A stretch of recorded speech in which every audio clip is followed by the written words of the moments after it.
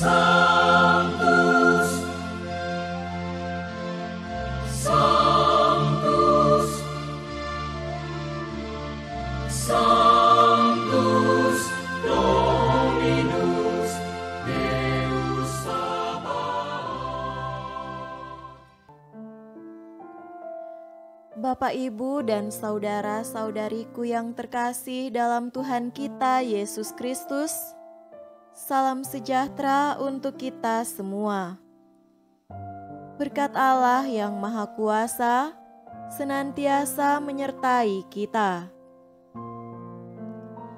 Hari Rabu tanggal 28 Juni tahun 2023 adalah peringatan wajib Santo Ireneus, Uskup dan Martir. Santo Ireneus lahir di Asia Kecil atau sekarang disebut Turki, kira-kira tahun 140. Ia dididik di Smyrna di bawah asuhan Santo Polikarpus, seorang murid Santo Yohanes Rasul. Ia kemudian diutus ke daerah Lyon, Prancis Selatan untuk mewartakan Injil di sana. Pada tahun 177, ia diangkat menjadi uskup Lyon. Sebagai uskup, ia menggembalakan umatnya dengan penuh perhatian dan cinta. Dalam kepemimpinannya, ia selalu berusaha membela ajaran iman yang benar. Ia juga memperjuangkan kesatuan gereja dan menegakkan kewibawaan Paus dengan jalan damai tanpa kekerasan. Namanya sendiri, Ireneus yang berarti pencinta damai, diusahakan menjadi kenyataan dalam seluruh perjalanan hidupnya. Dalam perselisihan antara gereja Latin dan Yunani tentang tanggal hari raya Paskah, ia menjadi juru bicara Sri Paus. Ia meninggal pada tahun 202 sebagai seorang martir Kristus ketiga.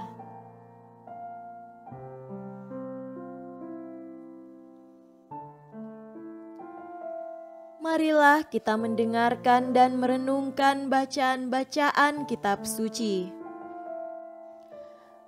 Bacaan pertama dari kitab Kejadian bab 15 ayat 1 sampai 12 dilanjutkan dengan ayat 17 sampai 18.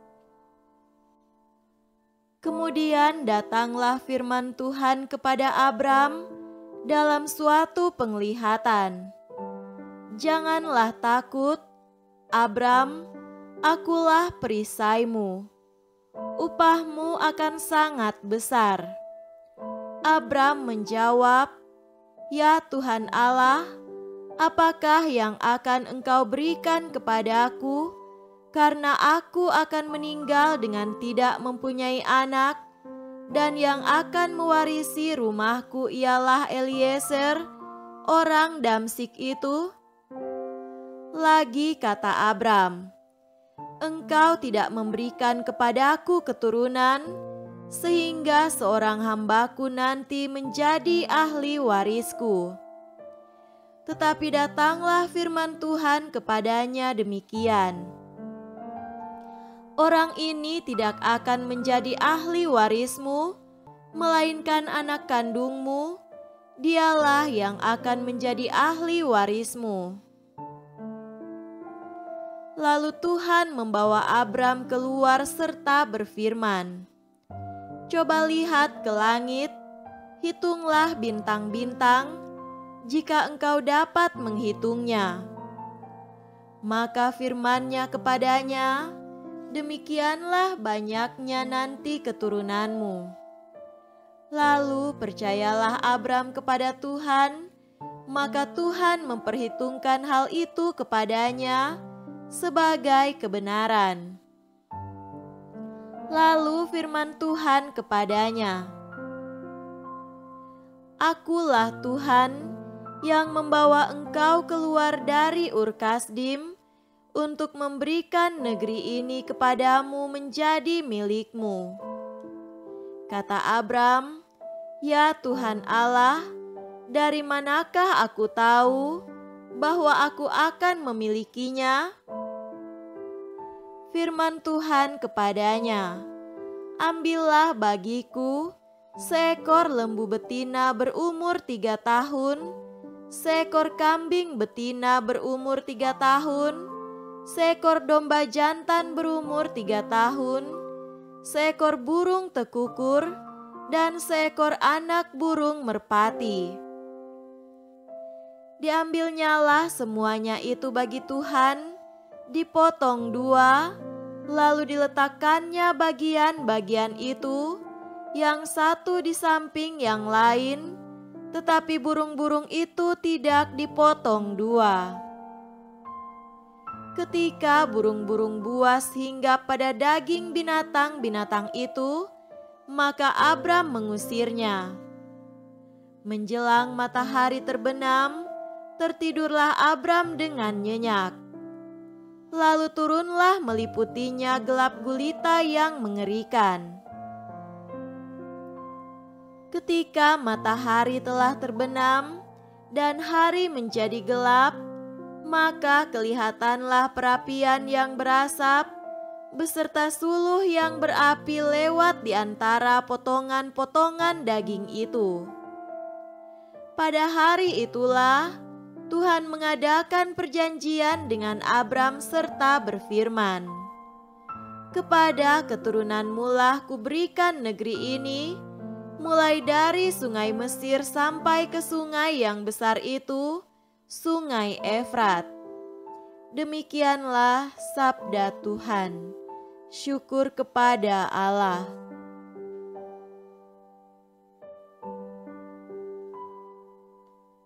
Semoga Tuhan beserta kita sekarang dan selama-lamanya. Inilah Injil suci menurut Matius. Dimuliakanlah Tuhan. Injil Matius bab 7 ayat 15 sampai 20. Waspadalah terhadap nabi-nabi palsu yang datang kepadamu dengan menyamar seperti domba, tetapi sesungguhnya mereka adalah serigala yang buas. Dari buahnya lah kamu akan mengenal mereka. Dapatkah orang memetik buah anggur dari semak duri, atau buah ara dari rumput duri? Demikianlah setiap pohon yang baik menghasilkan buah yang baik, sedang pohon yang tidak baik menghasilkan buah yang tidak baik. Tidak mungkin pohon yang baik itu menghasilkan buah yang tidak baik, ataupun pohon yang tidak baik itu menghasilkan buah yang baik. Dan setiap pohon yang tidak menghasilkan buah yang baik pasti ditebang dan dibuang ke dalam api. Jadi, dari buahnya lah kamu akan mengenal mereka. Demikianlah sabda Tuhan. Terpujilah Kristus.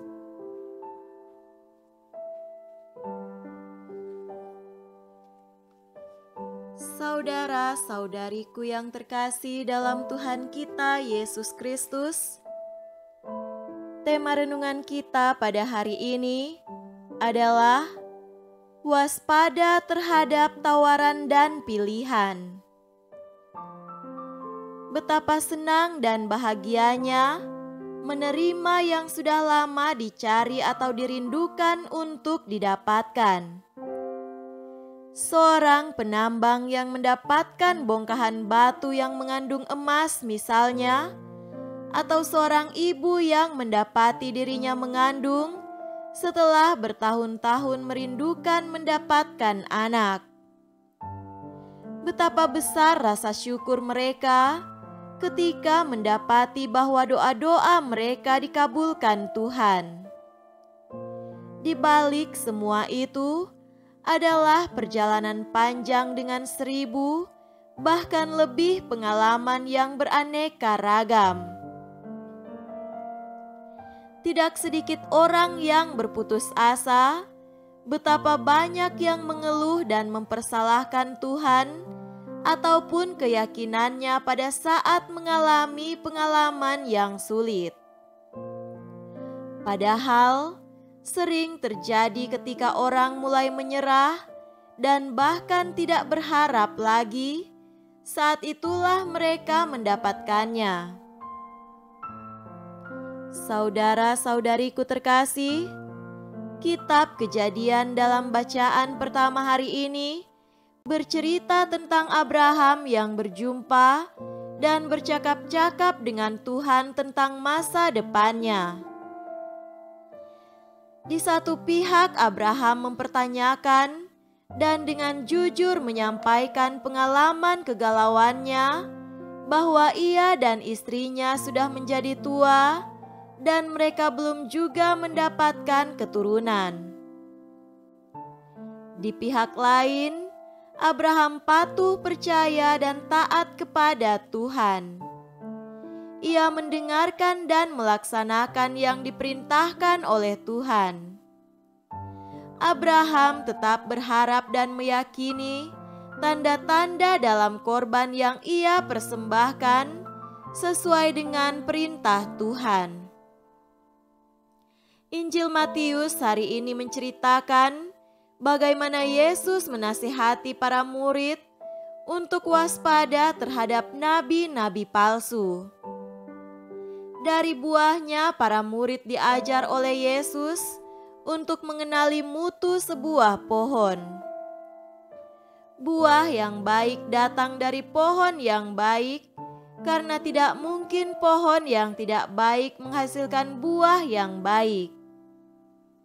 Menunggu pohon berbuah tentu makan waktu.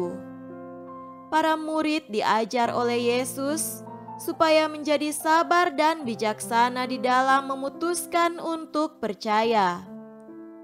Sebaliknya, ketika telah menemukan tanda-tanda buah yang baik dari sebuah pohon, maka perlu bersabar untuk menantikan buah berikut daripada berbuat jahat pada pohon itu dan beralih pada pohon yang belum jelas buahnya. Saudara-saudariku terkasih, banyaklah tantangan dalam menjalani kehidupan iman kita. Banyak pengalaman sulit, banyak pengalaman keberhasilan yang tertunda, banyak pengharapan yang tidak kunjung terpenuhi. Sebaliknya, ada banyak juga tawaran-tawaran yang menggiurkan atau seperti iklan-iklan yang sangat meyakinkan.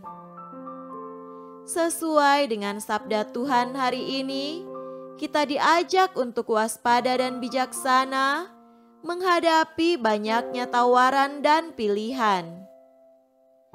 Janganlah mengabaikan tanda-tanda kebaikan yang sudah kita temukan dan cepat tergiur oleh tawaran hebat yang belum jelas juntrungannya. Seperti Abraham patuh percaya dan mengandalkan Tuhan, demikian Yesus juga menjadi andalan kita. Semoga demikian. Amin.